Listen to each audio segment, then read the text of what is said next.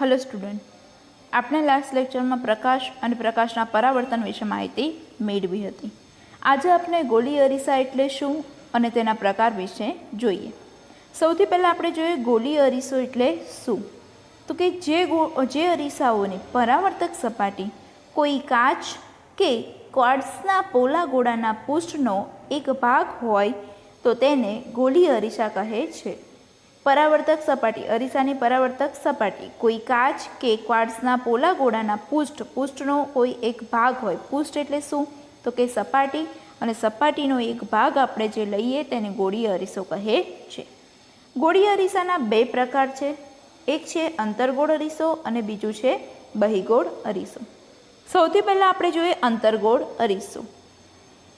જે અરીસાની પરાવર્તક સપાટી અંદરની તરફ વળેલી હોય અથવા તો ગોળાનું કેન્દ્ર અંદરની તરફ હોય તો તેને અંતર્ગોળ અરીસો કહે છે, અને જે અરીસાની પરાવર્તક સપાટી બહારની તરફ વળેલી હોય તેને બહિર્ગોળ અરીસો કહે છે। આમ અહીંયા ગોળી અરીસાના બે પ્રકાર છે, અંતર્ગોળ અને બહિર્ગોળ। તો કે અંતર્ગોળ અરીસો કોને કહે છે, તો કે જે ગોળાની પરાવર્તક સપાટી અંદરની તરફ પડેલી હોય તેને અંતર્ગોળ અરીસો કહે છે, અને જે ગોળાની સપાટી બહારની પરાવર્તક સપાટી બહારની તરફ પડેલી હોય તો તેને બહિર્ગોળ અરીસો કહે છે।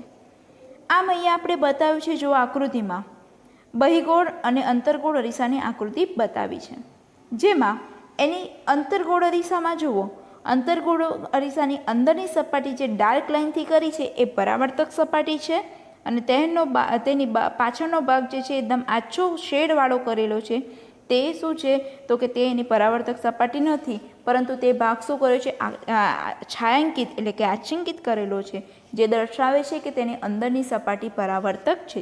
સેમ બહિર્ગોળ અરીસામાં જુઓ, તેની બહારની ઉપસેલી સપાટી જે છે એ પરાવર્તક સપાટી છે। આમ અહીંયા અંતર્ગોળ અરીસો છે, પહેલી આકૃતિમાં જે બતાવ્યું છે અંતર્ગોળ અરીસાની આકૃતિ છે, અને બીજામાં જે બતાવ્યું છે એ બહિર્ગોળ અરીસો છે। આમ અહીંયા અંતર્ગોળ અને બહિર્ગોળ અરીસો આપણે જોયો, અને જે અરીસાની અંદરની સપાટી પરાવર્તક હોય તેને આપણે અંતર્ગોળ અરીસો કહીએ છીએ, અને જે ગોળાની બહારની સપાટી પરાવર્તક હોય તેને આપણે બહિર્ગોળ અરીસો કહીએ છીએ। આગળ કે ગોળી અરીસો કેવી રીતે બનાવવામાં આવ્યો છે, તો કે જે ગોળી અરીસો બનાવ્યો છે તે કેવી રીતે બનાવવામાં આવ્યો છે જોઈએ। ગોળાકાર કવચનો અમુક ભાગ વર્તુળાકાર છેદમાં કાપીને ગોળી અરીસા બનાવવામાં આવે છે। તો એ ગોળાકાર કવચનો અમુક ભાગ એ વર્તુળાકાર છેદમાં કાપીને ગોળી અરીસો બનાવવામાં આવે છે, જેની અંદરની અથવા તો બહારની વક્ર સપાટી પરાવર્તક હોય છે। જેની અંદરની અથવા તો બહારની સપાટી કેવી હોય છે, વક્રાકાર હોય છે। જેમ કે અહીંયા અરીસો બતાવ્યો છે, જુઓ અહીંયા આકૃતિમાં જુઓ, ગોળીય કવચ આખું જે ગોળ રાઉન્ડ બતાવ્યું છે એ શું છે, તો કે ગોળીય કવચ છે, અને એ ગોળીય કવચમાંથી આપણે અમુક ભાગ જે કાપી લઈએ છીએ એ શું થઈ ગયો, વક્ર અરીસો છે। આમ તેની જો અંદરની સપાટી પરાવર્તક હોય તો તેને અંતર્ગોળ કહેવાય છે, અને બહારની સપાટી પરાવર્તક હોય તો તેને બહિર્ગોળ અરીસો કહેવાય છે। આમ ગોળાકાર કવચમાંથી અમુક આડછેદ ભાગ અથવા તો અમુક એનો ભાગ કાપી લઈએ છીએ, અને તેમાંથી જે અરીસો આપણે તૈયાર કરીએ છીએ તેને આપણે ગોળી અરીસો અને કહીએ છીએ, અને આમ ગોળી અરીસા પરથી આપણે અંતર્ગોળ અને બહિર્ગોળ અરીસો બનાવીએ છીએ। આગળ નેક્સ્ટ હવે કે છે ગોળીય અથવા તો વક્ર અરીસા માટે નીચે આપેલા પદો સમજાવો। તમને ક્વેશ્ચન આ પ્રશ્ન 3 માર્કમાં પૂછે કે ગોળીય અરીસા માટે નીચે આપેલા શબ્દો સમજાવો। કયા શબ્દો છે, તો પહેલું ધ્રુવ, વક્રતા કેન્દ્ર, વક્રતા ત્રિજ્યા, મુખ્ય અક્ષ, મુખ્ય કેન્દ્ર, કેન્દ્ર લંબાઈ, પેરેક્સિયલ કિરણો, ફોકલ પ્લેન અને દર્પણમુખ। આપણી બુકમાં પેરેક્સિયલ કિરણો અને ફોકલ પ્લેન વિશે આપેલું નથી, અહીંયા વિશેષ આપ્યું છે, થોડું જોઈએ। સૌથી પહેલું છે ધ્રુવ। ધ્રુવ કોને કહે છે, ગોળી અરીસાની પરાવર્તક સપાટીના કેન્દ્રને અરીસાનું ધ્રુવ કહે છે, જે અરીસાના પૃષ્ઠ પર આવેલું હોય છે। પૃષ્ઠ એટલે સપાટી, અરીસાની સપાટી પર આવેલું હોય છે, અને તેને આપણે P વડે દર્શાવીએ છીએ। નીચે આકૃતિમાં જોઈએ આપણે, જો અહીંયા આગળ આપણે અંતર્ગોળ અરીસો અને બહિર્ગોળ અરીસો બંને લીધા છે। આ છે આપણી ગોળીય પરાવર્તક સપાટી। ગોળીય પરાવર્તક સપાટીના જે કેન્દ્ર છે એ કેન્દ્રને આપણે શું કહીએ છીએ, અરીસાનું ધ્રુવ કહીએ છીએ, અને અરીસાનું ધ્રુવ એ ક્યાં આવેલું છે, તો કે ગોળીય અરીસાની સપાટી એટલે કે પૃષ્ઠ પર આવેલું છે। આગળ વક્રતા કેન્દ્ર, બીજું છે વક્રતા કેન્દ્ર. જે ગોળાકાર કવચમાંથી અરીસો તૈયાર કરવામાં આવે છે તે ગોળાકાર કવચના કેન્દ્રને અરીસાનું વક્રતા કેન્દ્ર કહે છે. અને તેને આપણે શેના વડે દર્શાવીએ છીએ? તો કે સી વડે દર્શાવીએ છીએ. ફરી રિપીટ કરીએ. આગળ આપણે જોયું કે ગોળી અરીસો કેવી રીતે તૈયાર કર્યો, તો કે એક ગોળો લીધો અને એ ગોળામાંથી આપણે અમુક ભાગ કાપી લઈએ છીએ.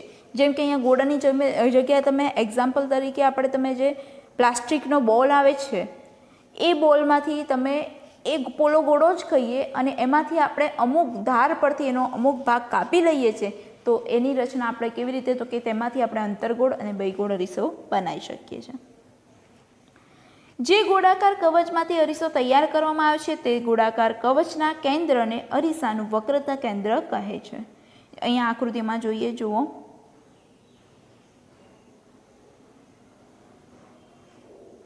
આ જે છે એ આખો ગોળો છે, સમજી લો.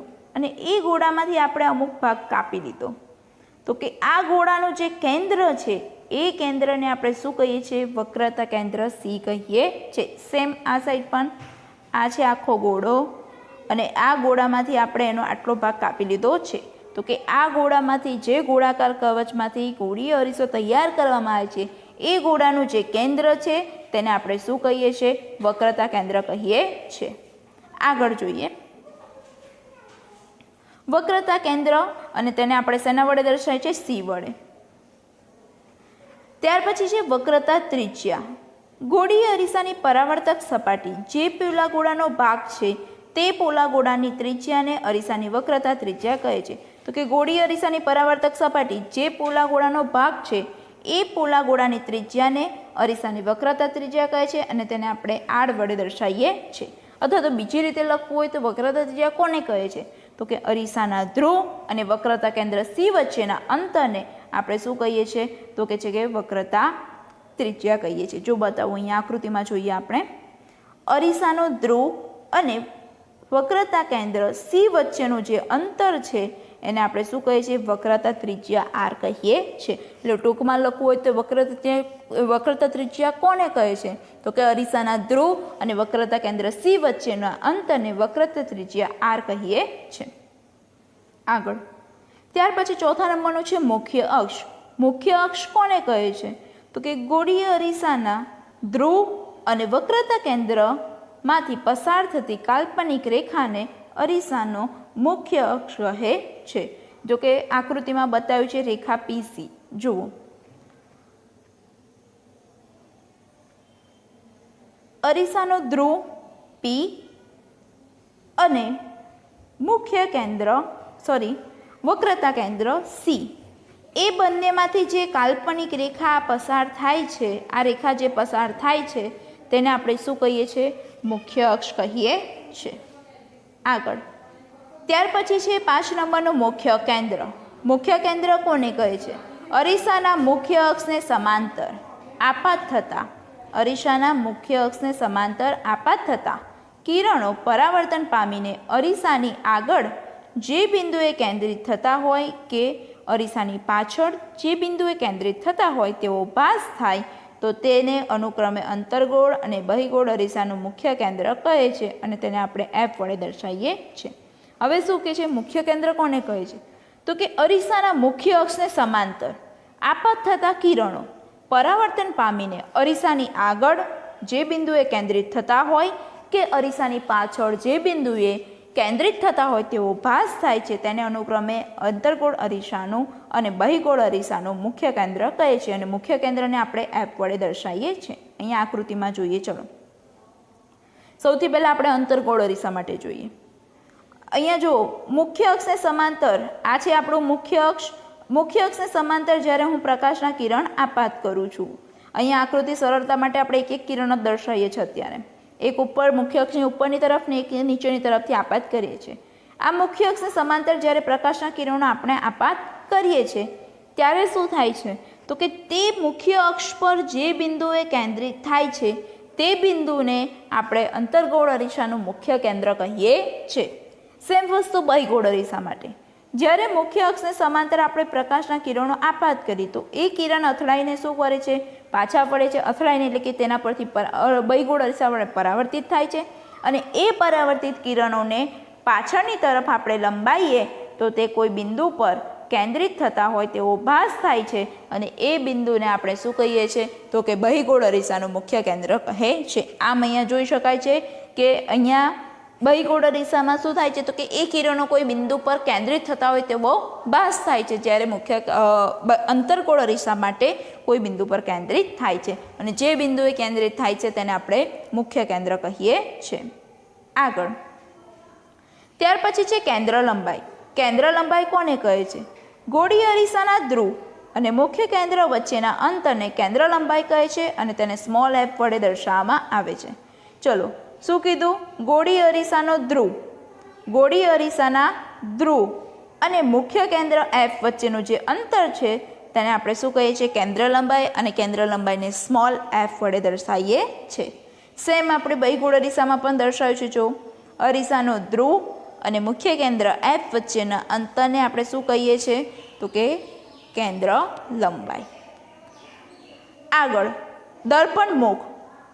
ગોળીય અરીસો, ગોળીય અરીસાની પરાવર્તક સપાટીની વર્તુળાકાર સીમારેખાના વ્યાસને અરીસાનું દર્પણ મુખ કહે છે.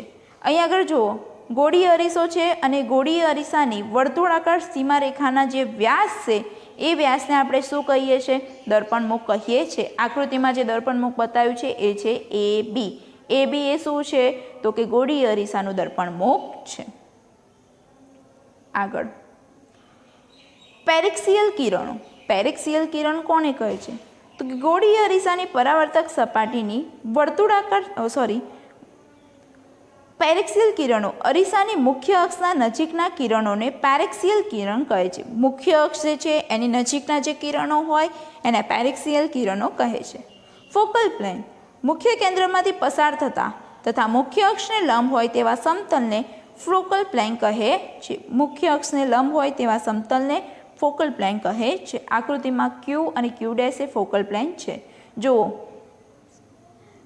ક્યાંથી પસાર થાય તો કે મુખ્ય કેન્દ્ર એફમાંથી પસાર થાય, મુખ્ય કેન્દ્ર એફમાંથી પસાર થાય અને મુખ્ય અક્ષને લંબ હોય તેને આપણે શું કહીએ છીએ? ફોકલ પ્લેન કહીએ છીએ. આમ આપણે અહીંયા ગોળીય અરીસાના સંદર્ભમાં ધ્રુવ, અરીસાનું ધ્રુવ, વક્રતા કેન્દ્ર, વક્રતા ત્રિજ્યા, મુખ્ય અક્ષ, મુખ્ય કેન્દ્ર, કેન્દ્ર લંબાઈ, પેરિક્સિયલ કિરણો, ફોકલ પ્લેન અને દર્પણ મુખ વિશે જોયું. હવે આગળ આપણે જોઈએ ગોળીય અરીસા માટે વક્રતા ત્રિજ્યા આર અને કેન્દ્ર લંબાઈ એફ વચ્ચેનો સંબંધ લખો. આપણે આગળ જોયું કે વક્રતા ત્રિજ્યાનું માપ એ એના મુખ્ય કેન્દ્ર કરતાં કેવું હોય છે તો કે કેન્દ્ર લંબાઈ કરતાં 2 ગણું હોય છે. ફરી રિપીટ કરું છું, આપણે નાના દર્પણમુખ ધરાવતા ગોળીય અરીસાઓ માટે વક્રતા ત્રિજ્યા તેની કેન્દ્ર લંબાઈ કરતાં 2 ગણી હોય છે. જોઈએ આપણે, જુઓ અહીંયા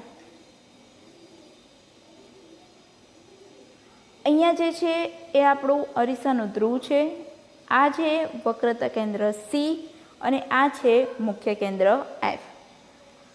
આપણે જોયું કે કેન્દ્ર લંબાઈ કોને કહે છે તો કે અરીસાના ધ્રુવ અને મુખ્ય કેન્દ્ર એફ વચ્ચેના અંતરને આપણે કેન્દ્ર લંબાઈ કહે છે. વક્રતા કેન્દ્ર કોને કહે છે તો કે અરીસાના ધ્રુવ અને વક્રતા કેન્દ્ર સી વચ્ચેના અંતરને વક્રતા ત્રિજ્યા કહે છે.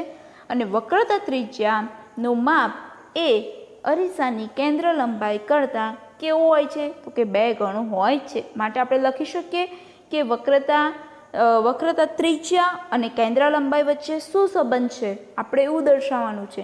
તો કે વક્રતા ત્રિજ્યા અને કેન્દ્ર લંબાઈ વચ્ચે સંબંધ શું છે તો કે વક્રતા ત્રિજ્યાનું માપ એ કેન્દ્ર લંબાઈ કરતાં 2 ગણું હોય છે. એટલા માટે આપણે સૂત્ર લખીએ R = 2F. આનો મિનિંગ એવો થાય કે વક્રતા ત્રિજ્યાનું માપ એ કેન્દ્ર લંબાઈ કરતાં 2 ગણું છે. સેમ આપણને જો વક્રતા ત્રિજ્યા આપી હોય અને કેન્દ્ર લંબાઈ શોધવાનું કહ્યું હોય તે વખત શું કરાય તો કે તે વખતે F બરાબર આપણે શું લખીએ છીએ R/2 2. આમ આપણે 1 માર્ક માટે આ ઇમ્પોર્ટન્ટ છે. જો તમને કેન્દ્ર લંબાઈ આપી હોય તો તેની મદદથી તમે વક્રતા ત્રિજ્યા શોધી શકો છો, અને જો તમને વક્રતા ત્રિજ્યા આપી હોય તો તેની મદદથી તમે કેન્દ્ર લંબાઈ શોધી શકો છો. આગળ નેક્સ્ટ જોઈએ આવે અંતર્ગોળ અરીસાની કેન્દ્ર લંબાઈ શોધવાની રીતને કિરણાકૃતિ વડે સમજાવો. આગળ જે આપણે કર્યું હતું મુખ્ય કેન્દ્ર નક્કી કરવા માટે જે આપણે મુખ્ય અક્ષને સમાંતર કિરણ આપાત કર્યા હતા, સેમ આપણે ત્યાં માત્ર એક કિરણ લીધું હતું, અહીંયા આપણે એકથી વધારે કિરણ લઈ શકીએ છીએ. જોઈએ સૌથી પહેલાં આપણે દોરીએ. અહીંયા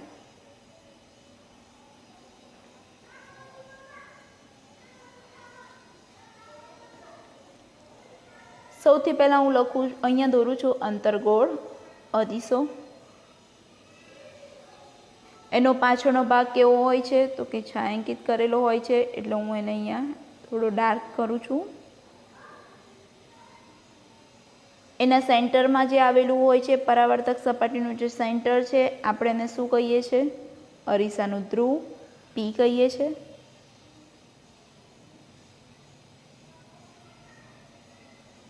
પી અને સીમાંથી પસાર થતી કાલ્પનિક રેખા જે છે એને આપણે શું કહીએ છીએ? મુખ્ય અક્ષ. જે મેં અહીંયા દર્શાવ્યું છે પી અને સીમાંથી પસાર થતી રેખા છે. હવે શું કરવાનું? મુખ્ય અક્ષને સમાંતર કિરણો હું આપાત કરું છું. આ થઈ ગયું મારું મુખ્ય અક્ષ. મુખ્ય અક્ષને સમાંતર જ્યારે હું કિરણ આપાત કરું છું, અહીંયા સમજ પડે એટલા માટે હું માત્ર એક કિરણ લઉં છું. મુખ્ય અક્ષ સમાંતર જ્યારે હું કિરણ આપાત કરું છું ત્યારે તે પરાવર્તન પામીને એક બિંદુ પર કેન્દ્રિત થાય છે, અને જેને આપણે શું કહીએ છીએ તો કે જે બિંદુ પર કેન્દ્રિત થાય તેને મુખ્ય કેન્દ્ર એફ કહીએ છે. બરાબર. આ રીતે આપણે અંતર્ગોળ અરીસા માટે મુખ્ય કેન્દ્ર શોધ્યું. કેવી રીતે શોધ્યું એ જોયું. સૌથી પહેલાં તો આપણે અંતર્ગોળ અરીસો ડ્રો કર્યો. એના સેન્ટરને આપણે આગળ જોયું એ પ્રમાણે પરાવર્તક સપાટીના કેન્દ્રને અરીસાનું ધ્રુવ કહે છે, અને ત્યાર પછી જે ગોળાકાર કવચમાંથી ગોળીય અરીસો તૈયાર કરવામાં આવ્યો છે તેના કેન્દ્રને આપણે શું કહ્યું? વક્રતા કેન્દ્ર સી. અને સી અને પીમાંથી પસાર થતી કાલ્પનિક રેખાને આપણે શું કહીએ છીએ? મુખ્ય અક્ષ. અને આપણે શું કર્યું તો કે મુખ્ય અક્ષને સમાંતર પ્રકાશના કિરણો આપાત કર્યા, અને એ અરીસા વડે પરાવર્તન પામીને મુખ્ય જે બિંદુએ કેન્દ્રિત થયા એ બિંદુને આપણે અરીસાનું શું કહેવાય છે? મુખ્ય કેન્દ્ર કહીએ છીએ. ઉપર જોઈએ હવે અંતર્ગોળ અરીસો. આકૃતિમાં દર્શાવ્યા અનુસાર અંતર્ગોળ અરીસા પર મુખ્ય અક્ષને સમાંતર અંતર્ગોળ અરીસા પર મુખ્ય અક્ષને સમાંતર કેટલાક કિરણ આપાત થાય છે, અને અંતર્ગોળ અરીસાની પરાવર્તક સપાટી પરથી પરાવર્તન પામીને મુખ્ય અક્ષ પર એક બિંદુ પાસે કેન્દ્રિત મળે છે અથવા તો કેન્દ્રિત થાય છે. અક્ષ પરના જે બિંદુ પાસે પરાવર્તિત કિરણો મળે છે તે બિંદુને અંતર્ગોળ અરીસાનું શું કહેવાય છે? મુખ્ય કેન્દ્ર કહે છે. એટલે આપણે આ જે કિરણો છે એ શું કર્યા? મુખ્ય અક્ષને સમાંતર આપાત કર્યા, અને એ કિરણો પરાવર્તન પામીને જે બિંદુએ કેન્દ્રિત થયા એ બિંદુને આપણે શું કહ્યું તો કે મુખ્ય અરીસાનું અંતર્ગોળ અરીસાનું મુખ્ય કેન્દ્ર કહીએ છીએ. સેમ આપણે વસ્તુ કરી હવે બહિગોળ અરીસા માટે. જો આકૃતિમાં બતાવ્યા પ્રમાણે આપણે લીધો છે બહિગોળ અરીસો. બહિગોળ અરીસા પર મુખ્ય અક્ષ સમાંતર પ્રકાશના કિરણો હું આપાત કરું છું. તો એ કિરણો પરાવર્તન પામીને કેવા જાય છે તો કે એ કિરણો પરાવર્તન પામીને પાછા જાય છે. જુઓ, પરંતુ જો એ કિરણને પાછળની દિશામાં લંબાવીએ તો જે બિંદુ પર કેન્દ્રિત થતા હોય તેવો ભાસ થાય છે તે બિંદુને આપણે શું કહીએ છીએ? બહિગોળ અરીસાનું મુખ્ય કેન્દ્ર કહીએ છીએ. જોઈએ ચલો અહીંયા આકૃતિમાં દર્શાવ્યા મુજબ મુખ્ય અક્ષને સમાંતર બહિગોળ અરીસાની પરાવર્તક સપાટી પર આપાત થાય છે, પ્રકાશના કિરણો આપાત થાય છે અને પરાવર્તન પામે છે, અને પરાવર્તિત કિરણો પાછળ લંબાવતા તે બધા કિરણો તેની મુખ્ય અક્ષ પરના જે બિંદુએ ભેગા મળે છે તેને બહિગોળ અરીસાનું મુખ્ય કેન્દ્ર કહે છે. આમ આપણે કિરણાકૃતિ દોરી છે અહીંયા. આજે આપણે ડ્રો કર્યું એને કિરણાકૃતિ કહેવાય. કિરણોની મદદથી આપણે જે મુખ્ય કેન્દ્ર છે એ આપણે અહીંયા દર્શાવ્યું. આ તમને 2 માર્કમાં પ્રશ્ન પૂછી શકે કે અંતર્ગોળ અરીસા માટે કેન્દ્ર લંબાઈ શોધવા માટેની કિરણાકૃતિ દોરો, તો તમે આ એને ત્યાં આગળ આ દોરી શકો છો. આગળ જોઈએ ગોળીય અરીસાની ગોળીય અરીસાની કેન્દ્ર લંબાઈ શોધવાની પ્રયોગશાળાની રીત લખો અને તેનું અવલોકન કરો. હવે કહે છે કે પ્રયોગશાળામાં આપણે કેવી રીતે ગોળીય અરીસાની કેન્દ્ર લંબાઈ શોધી શકીએ છીએ એની માટે આપણે અહીંયા જોઈએ એક પ્રવૃત્તિ આપી છે. એક અંતર્ગોળ અરીસો લો અને કોઈ દૂરની વસ્તુનું પ્રતિબિંબ કોઈ કાગળ પર મેળવીને તેની કેન્દ્ર લંબાઈનું મૂલ્ય આશરે મેળવવાનું છે. ટેબલ ચોક વડે એક રેખા દોરો અને સ્ટેન્ડ પર અંતર્ગોળ અરીસાને ગોઠવીને રેખા પર એવી રીતે મૂકો કે જેથી અરીસાનો ધ્રુવ આ રેખા પર આવે. એટલે ટૂંકમાં એવું કહે છે કે એ જે આપણે સ્ટેન્ડ પર અંતર્ગોળ અરીસો ગોઠવ્યો એવી રીતે ગોઠવવાનો કે અરીસાનો ધ્રુવ જે છે એ રેખા પર આવે. ચોક વડે આ રેખાને લંબ બીજી બે સમાંતર રેખાઓ એવી રીતે દોરો કે જેથી તેમની વચ્ચેનું અંતર કેન્દ્ર લંબાઈને મળતું રહે, અરીસાની કેન્દ્ર લંબાઈને મળતું રહે.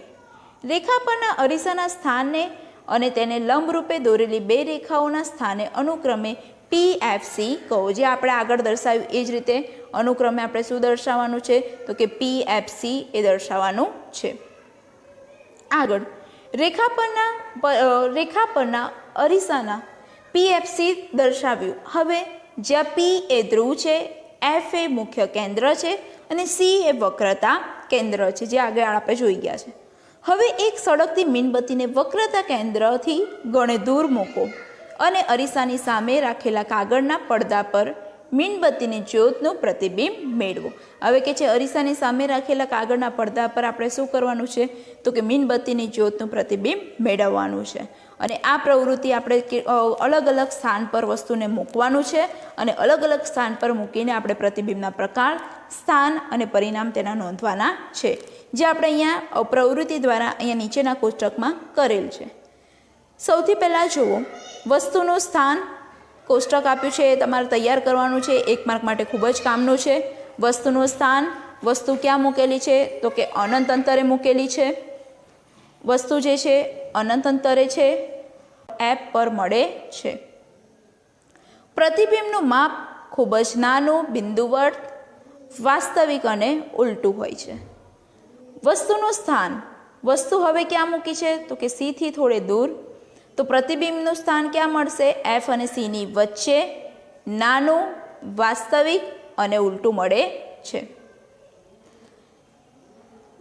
હવે વસ્તુને મૂકીએ છીએ C પર જ, વક્રતા કેન્દ્ર C પર જ મૂકીએ છીએ, તો પ્રતિબિંબનું સ્થાન તો કે વસ્તુ ક્યાં મળે છે વક્રતા કેન્દ્ર C પર જ મળે છે.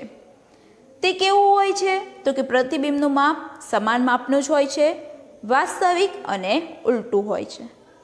હવે વસ્તુને ક્યાં મૂકીએ છીએ C અને F ની વચ્ચે. વસ્તુને C અને F ની વચ્ચે મૂકવામાં આવે તો પ્રતિબિંબનું સ્થાન C થી દૂર, વિવર્ધિત, વાસ્તવિક અને ઉલટું મળે છે. અહીંયા વસ્તુને જેમ જેમ અરીસાની નજીક લાવીએ તેમ તેમ તેનું પ્રતિબિંબ કેવું થતું જાય છે, મોટું થતું જાય છે. અહીંયા જુઓ, સૌથી પહેલું સેકન્ડ નંબરનો પોઈન્ટ જુઓ, વસ્તુને આપણે ક્યાં મૂક્યું હતું C થી દૂર, ત્યારે વસ્તુનું પ્રતિબિંબ ક્યાં મળ્યું હતું તો કે F અને C ની વચ્ચે. હવે હું વસ્તુ મને મૂકું છું C અને F ની વચ્ચે, ત્યારે પણ મને વસ્તુનું પ્રતિબિંબ ક્યાં મળે છે C થી દૂર મૂકે છે. બંને એકબીજાનું ઓપોઝિટ છે. પ્રતિબિંબનું માપ કેવું મળે છે તો કે નાનું મળે છે, જ્યારે અહીંયા પ્રતિબિંબ જે મળે છે કેવું મળે છે, વિવર્ધિત મળે છે, વાસ્તવિક અને ઉલટું મળે છે. આગળ હવે હું વસ્તુને મૂકું છું F પર, તો કે વસ્તુને જ્યારે હું મુખ્ય કેન્દ્ર F પર મૂકું છું ત્યારે વસ્તુનું પ્રતિબિંબ મને અનંત અંતરે મૂકે છે. જો અહીંયા અપોઝિટ છે, વસ્તુને અનંત અંતરે મૂકી હતી ત્યારે તેનું સ્થાન મને મુખ્ય કેન્દ્ર F પર મળતું હતું, પણ હવે જ્યારે હું વસ્તુને મુખ્ય કેન્દ્ર F પર મૂકું છું ત્યારે તેનું પ્રતિબિંબ મને જે મળે છે એ અનંત અંતરે મળે છે. પ્રતિબિંબનું માપ ખૂબ જ વિવર્ધિત હોય છે, વાસ્તવિક અને ઉલટું હોય છે. જ્યારે અહીંયા કેવું હતું, ખૂબ એકદમ બિંદુવર્ત, માત્ર બિંદુ સ્વરૂપનું હતું, જ્યારે અહીંયા કેવું મળે છે, ખૂબ જ વિવર્ધિત એટલે કે મોટું મળે છે, વાસ્તવિક અને ઉલટું. હવે હું વસ્તુને મૂકું છું અરીસાના ધ્રુવ એટલે કે P અને F ની વચ્ચે, એકદમ નજીક આવી ગયું છે, F અને P ની વચ્ચે, તો પ્રતિબિંબ મને ક્યાં મળે છે તો કે પ્રતિબિંબ અરીસાની પાછળ, વિવર્ધિત, આભાસી અને છતું. જ્યારે પ્રતિબિંબ અરીસાની પાછળ મળે ત્યારે તે કેવું હોય છે, આભાસી અને છતું મળતું હોય તેવો ભાસ થાય છે, વાસ્તવિક એટલે કે રિયલ પ્રતિબિંબ હોતું નથી. ઓકે, અહીંયા આપણે જોયું અંતર્ગોળ અરીસા દ્વારા વસ્તુના જુદા જુદા સ્થાનોને અનુરૂપ મળતા પ્રતિબિંબ. Thank you. આગળનું આપણે નેક્સ્ટ લેક્ચરમાં કન્ટિન્યુ કરીશું.